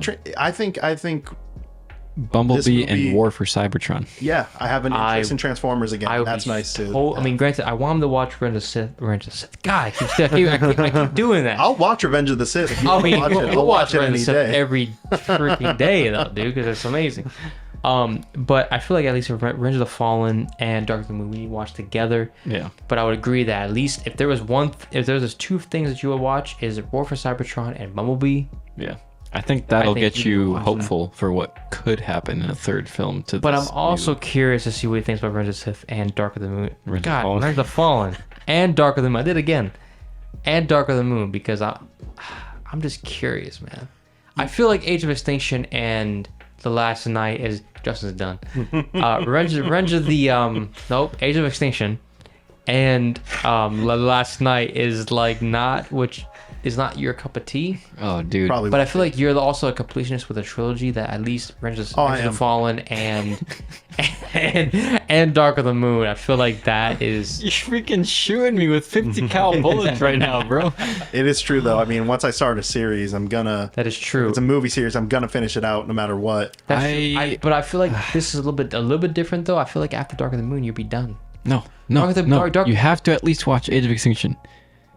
I He has a feel like soft you're not spot for gonna Age I feel like like it. the ones I'm gonna like the least are 4 and 5. I mean, if You I have probably to, you probably I will, but imagine, you just have to 'cause at they least. embody the movies that I tend to not like, which is those 2010 action movies. You have Where it's to. just I- like an at era least- film I don't enjoy. Even I- though you won't like it, you just not Last Night, but just Age of Extinction. All right, Just see soft one spot, Mark Soft Wahlberg. spot McGee over here will completely say that shit. Soft spot McGee, bro. It's just an interesting thing. Yeah. I really feel like for the most part, the two things you need to watch first is War of Cybertron and Bumblebee. No, I would After agree. that, it's Revenge of the Fallen and Dark of the Moon, because to finish off the Bayformers trilogy. Yeah. But I'm also very curious about your take for Age of Extinction and Last Night. Oh, Last Night. I can agree. In my opinion, I feel like Sam would still not Age of Extinction and would be more of like, I feel like he'll be like, it's fine, but like, there's something there that's and then Last Night, I think that'll kill it for you. No, Last Night. There's no way in the world you're gonna like that movie. But Age of Extinction. If I can make it that far though, because I mean the third one being however old I was, I don't even know back then. I was like 12 or 11, something like that. Even then, as a kid, I was like, oof. Here's the reason why I think I can disagree with that to an extent. After you watch Revenge of the Fallen, and then you watch Age of Extinction, because of how you are with trilogies, I think you'll find more appreciation for Dark of the Moon, because it's the end of a trilogy that almost felt like it was only 3 films. I think you have a different heart towards it Okay. That's because of a conclusion. It's no Return of the King like Lord of the Rings, though. right. It is the end of a trilogy, though. Follow. This is actually amazing that I just thought this, but I've never done this myself. Oh. I feel like a philosopher right now. But No. since you are technically a noob, even though you've seen 2 out of the 3 films, you're gonna try and go into it new. If you did watch the original again before you did this whole watch through, I would say strictly try to focus on Optimus, I would. I have no qualms with that because Yeah, I I've think if you never did that- done that main before. character. I've never done that before. I've focused way too much on Sam, Shia LaBeouf's character, and Bumblebee, because that's what they kind of throw at you in the beginning. But that's why it shocked me that you had problems with Optimus in this film. I did. It just felt Well, like, that's- regardless of Peter Cullen being Peter Cullen and the voice sounding amazing, I felt like the lines were just kind of a little bit cringy sometimes. I would agree. There is a confidence in me that Sam would be on my viewpoint though at the same time. I can say that with confidence because with arcs. You're gonna see Optimus be Optimus, how he the goody two shoes humans are great for the first 3 films. Then you're gonna see Bumblebee. Then you see War for Cybertron, how weary he is, how inexperienced of a leader he is, and then you see Rise of the Beast, and you're like, okay, I get why he's like this. Is War of Cybertron connected to the No, Michael Bay film? no. Okay. But the War for Cybertron, his inexperience or the fate of the world of his own world against him. I did that. I mean, Optimus is a great character in that series, man. That you see is- him as a weary leader. That is like the most I felt attached to Optimus is in War for Cybertron. And Megatron. Like, Yes, dude. you can see both sides. You really do. That's great. And that's what makes it great is, like I said on the last episode with Guardians, I was like, the villains that are the best are the ones that you can see their side. You can get even an ounce of understanding. Yeah. Of where they're coming from. I will say for confidence, you'll get at least an ounce of Megatron's viewpoint, of the Decepticons' viewpoint in War for Cybertron. You'll be like, holy crap. They both are fighting for the same exact thing.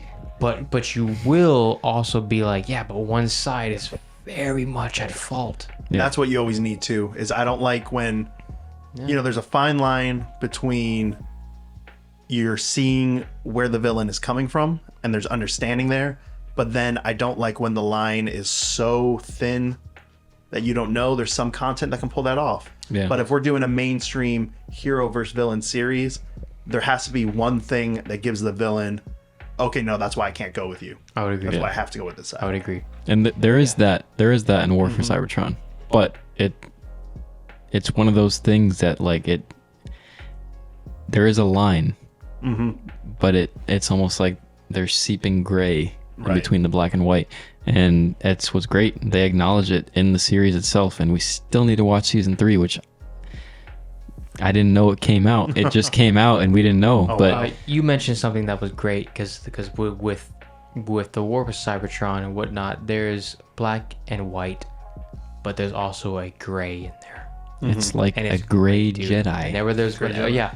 No, but more so than what we've seen with that, where it's like there's a gray area that's like there's some characters from both Autobots and Decepticons that blur that line, and it's great. Yeah, That's why you have to watch it, dude. I will check it out. I will be shocked if you didn't find that entertaining, or at least be like, all right, Rise of the Beast got me like, this is cool.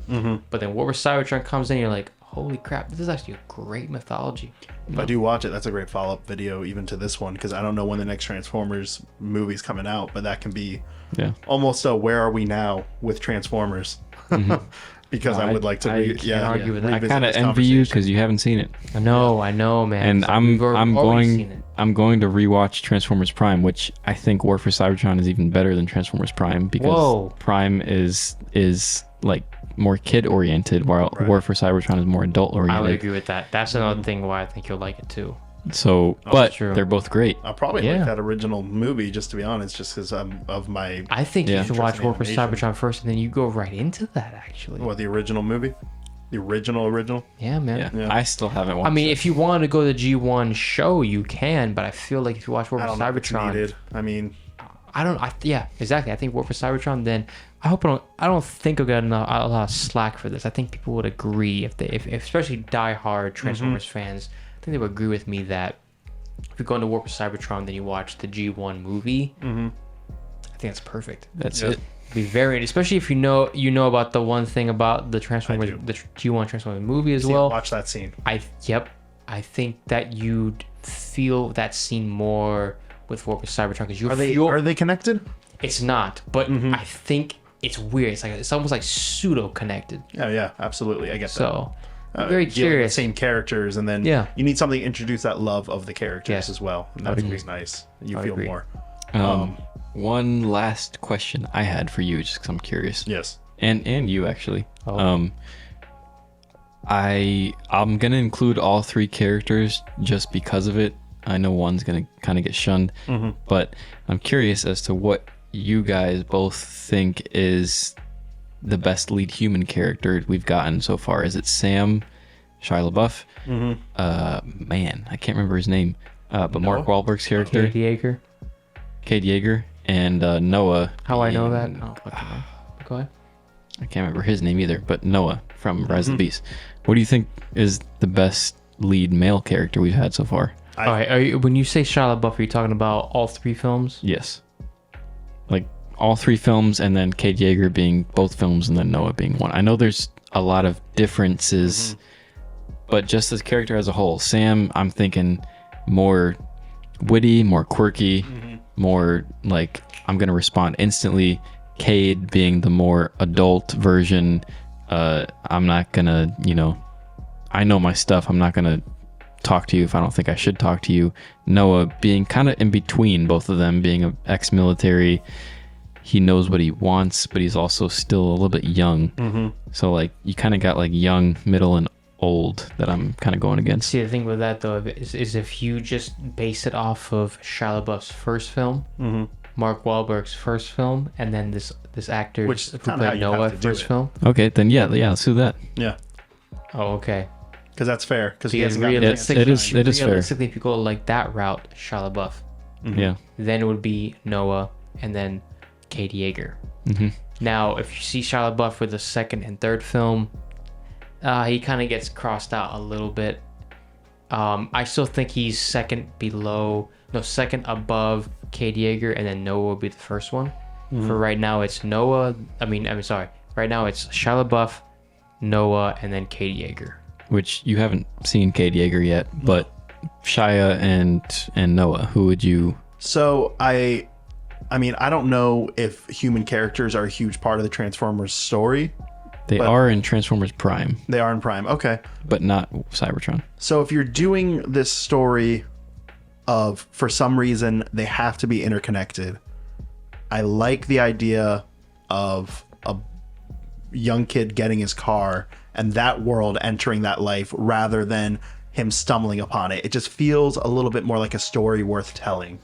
So See, that's why if you just do a Shia LaBeouf's film from the first film, he'd rank out over the 2. So Yes. you would pick Shia, Yes, I would. because and I also- he went to buy his car versus steal Buy it. his car, and then out of nowhere, he's literally deciding the fate of the human race with the first film. It's a better way to be thrown into it than stealing a car. He's more nubile, innocent.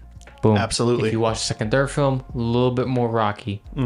But Just like that, that, yeah. I mean, yeah, if they were like, I have to do human characters and I was tasked with writing that, that would be the route I would want to because take why? Yeah. Because it's accessible, right? Yeah, Because Shia LaBeouf absolutely. in the first film acts like as if any normal teenager. He's just It. Normal a kid. teenager Like his who's getting dad's thrown into this. his dad's the one paying for the car. yeah, Exactly. exactly. And Has me more appreciation for the first film, actually. I do. And I think I think it is a more interesting story. I would all in all. no, I would. I think obviously you haven't seen Mark Wahlberg's version, but I would probably agree with John saying yeah. Shia, Noah, and then Mark Wahlberg. But made a mistake though. At least, well, see, if you're going with the first film, in kind of the second and third film, at least Shia LaBeouf's character, Sam Witwicky, he was involved, but he was also very, very human. There was a couple of plot conveniences that helped him, but it was very human. And then Noah, he was very much in the action too, which was nice to see. A little corny, but nice to see. I think the director understood that this is corny, but I'm gonna have this person, this human, come into contact with the Transformers and actually literally kick some ass too. So it was fun. It was fun. I mean, it's stupid as hell, but it's fun. They made it work with Noah Yeah. because he wanted Yeah. to assure that Earth was safe. I Right. like that. Right. I agree with that. Shia LaBeouf, from what I remember of 2007, really just got thrown into the mix. He and it's did. just like Oh no! He did. yeah. Bro, you got. I mean, But it was honestly what we would do. You could see the difference with. Got the girl too. Yeah. That was one of the things I was thinking about was in the sequence in Rise of the Beast when Noah was freaking out, like, what is this thing talking to me and driving on its own? It took a lot less time for him to get used to it than Sam Witwicky did in the original. Like, he was still freaking out when he saw another, like a Decepticon. What's his name? The cop car. Barricade. Oh, yeah. Was it Barricade? Yeah. Yeah.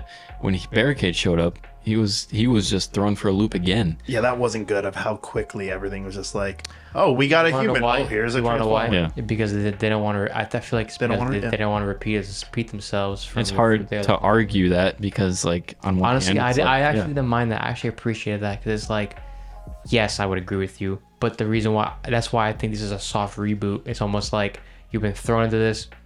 Okay, I agree. You guys are real. Fine. But if you're going back to, I mean, that's the thing is like, how are you going to treat it? Is this now is this pre 2007? I mean, is this is the first time someone's seen something like this? Then the reaction Yeah. has to be consistent with what you're setting up. We might as well get into it. Spoiler alert, we might as well get into it. I mean, the fact that, like, this is why I don't think it's connected. It's a soft reboot. The fact that the end credit scene, they finally did it, ladies and gentlemen. Yep. G.I. Joe Yeah. is connected to Transformers. Which They've been wanting to do that for a while. I but read an article about it finally- last night after, because I was like, what's going on with that Dog, Hasbro verse?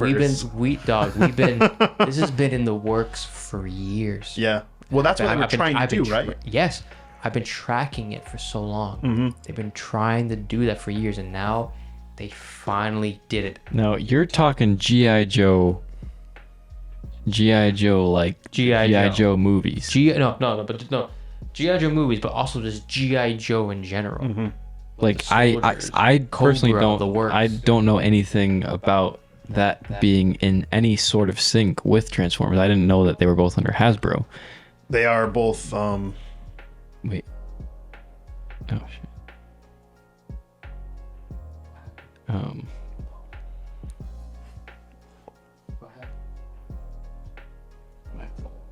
we're going to take a short break. All right, this is rolling good. Yeah, so I had no idea that GI Joe was anything a part of Hasbro. Yeah. Yeah. All so started I- as toy lines that got 80s cartoon series. Yeah. Like all I can think about is GI Joe Retaliation. That's the only one I've seen live action with The Rock, which I saw loved. one of But them, briefly. yeah, I didn't know, and so at the end you freaked out, and you probably I understood. freaked out more because So I what was was like, happening? Yeah. Yeah. I freaked out more because like, holy crap, they're actually gonna do it. I was more I- or less just like, I didn't know that, but this is before I looked up the article, and I didn't know that this has been something that was planned for a while. So my initial reaction to seeing G.I. Joe was, Yes. I mean, you're not alone. You're not alone with They're that, but setting at up same the time, I'm MCU. kinda like- I'm I mean, not alone obviously with we're that, done but with that. Yeah. When it's like, you don't all have to do it. Yeah, the Dark Universe, if you remember that. Oh, I didn't yeah, want no. you to bring I that up. explained, I'm sorry. I had to do it because you remember Javier Bardem, Johnny Depp as Invisible Man, Jekyll and Hyde, played by Russell Crowe. You had all this thing, Tom Cruise. They were all together trying to do this Dark Universe, and that didn't happen. Obviously, they're just putting the groundworks in for the G.I. Joe and Transformers spinoff or universe, Hasbro universe, like you said when Yep. we walked out of the theater. We'll see how that goes. I mean, I you have mean, then Godzilla King Kong universe. Guys then like you have the Yeah. MonsterVerse. DC, MCU. And I listen, I don't mind shared universes, Super Mario, but I bro. don't like, and They might connect that they're with something probably else. going to. I don't mind shared universes existing, but I definitely prefer when it's a nod, or even if it's fine, they exist in their own universes, but you don't want to fall into the danger of the MCU, Yeah. where all of a sudden now we're not making movies, we're making episodes. Yeah. You want to make it distinct, and it's phase 1 MCU. It's fine that these films can take place in the same universe. It is totally okay. They were all watchable on their own, though. You have to still make them watchable on their own and not Yes. just the next episode, and not make it where you are forced, otherwise you're not going to understand. Make it where the team ups are fun events, but then other than that, Just it's Yeah. like they exist. You have to within watch this. You have to watch the first, second GI Joe films as well. Mm-hmm. To get a better understanding too, because I don't think you didn't grow up with GI Joe, did you? No, I did not. Okay, I grew up with it because my dad grew up with it. It's a great franchise, Hasbro.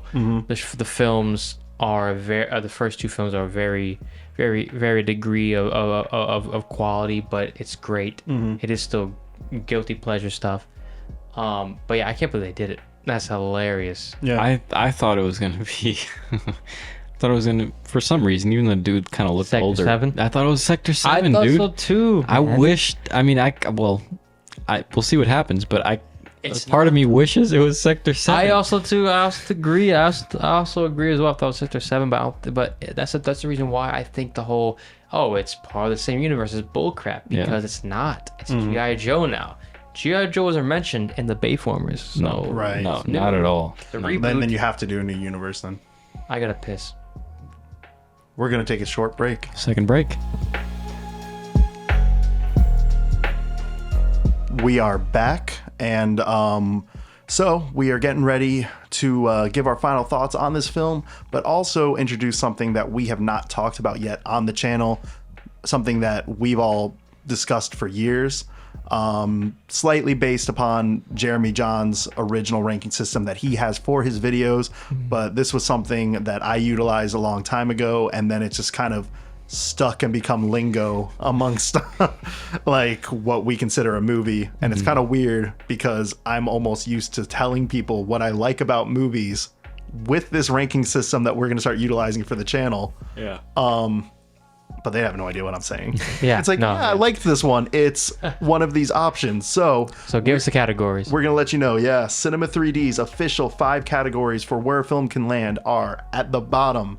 We call this movie Never Again. That means doesn't matter. I can't sit through this movie again. Yep. It is impossible to happen. It is, according to the, in parentheses, one big pile of shit. Oh yes, those are the memes that we will put in when we That's when we great. rank them. Next one is not a fan. That means that all in all, this movie was not great. We may have a little bit more distaste for it, or it might not have been for us, but very little that we can pull from this movie. Just not a fan favorite. Up there, we have our kind of mid-ground to a little bit better's good flick. This is going to be a movie that has some problems for sure, but all in all, there's merit to it. It has rewatchability, and it's a movie that is fine to watch. It's a little, I would say, a little bit better than a guilty pleasure, perhaps.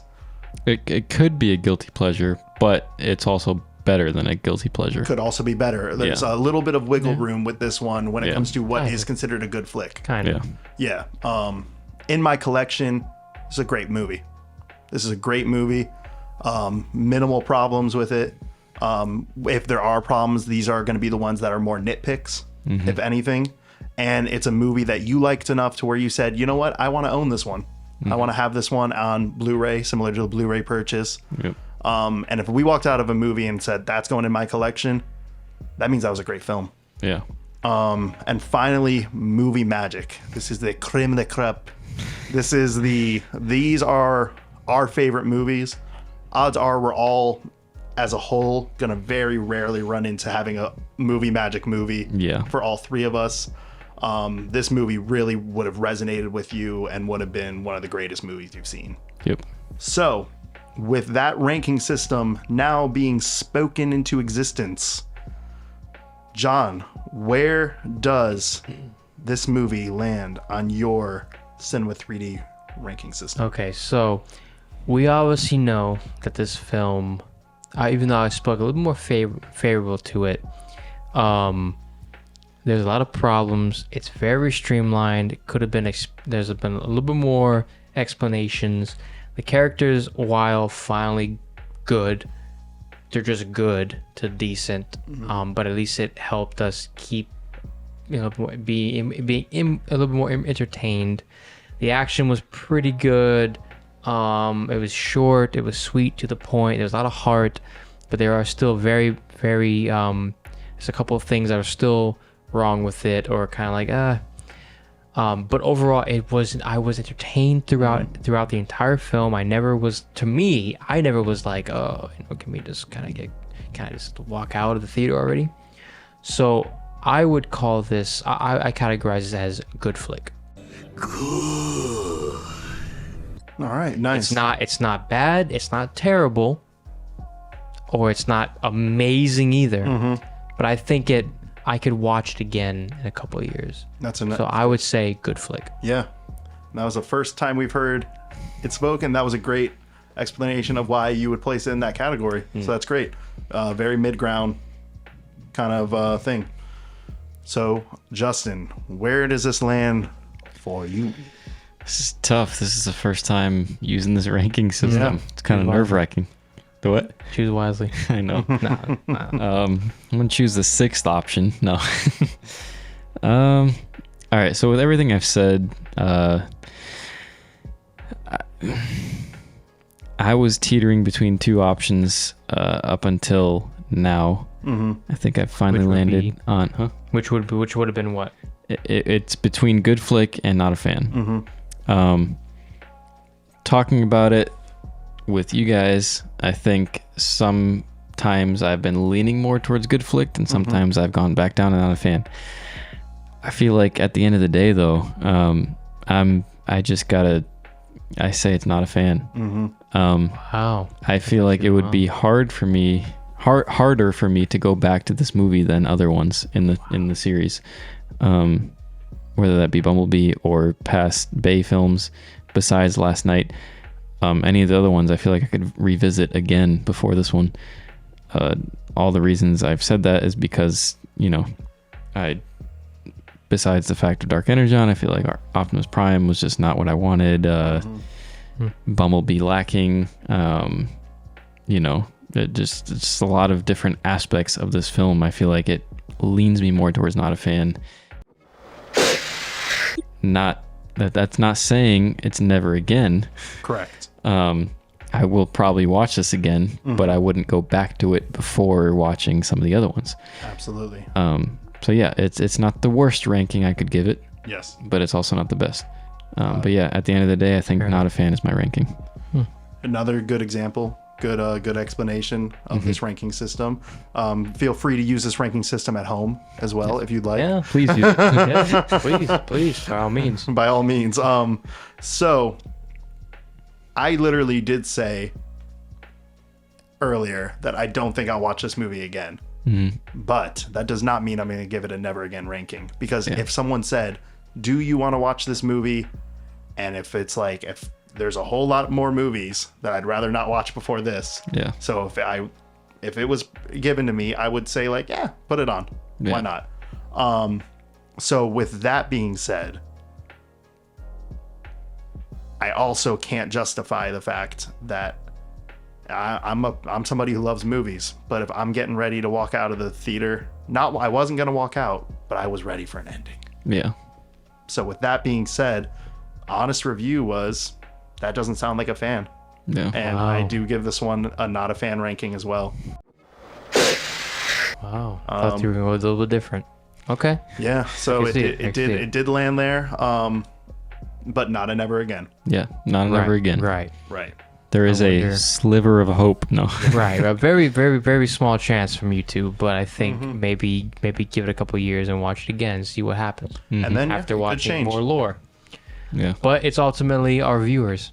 Ultimately up to our viewers, asking them, where am I looking here? Right here. What did you think of Transformer Rise of the Beast? Let us know in the comments below. Let us know what your favorite Transformers movie is as well. And also let us know who your favorite Transformer character is. I want to know more about the characters, so maybe seeing some of these options in some of the comments will enlighten me to more about the series. But that is all for us today. Great time, guys. Great talk about this series. Yeah, and great to be back in person again. Yeah. So you guys will see more great content like this coming soon. And from all of us at Cinema 3D, we will see you guys next time.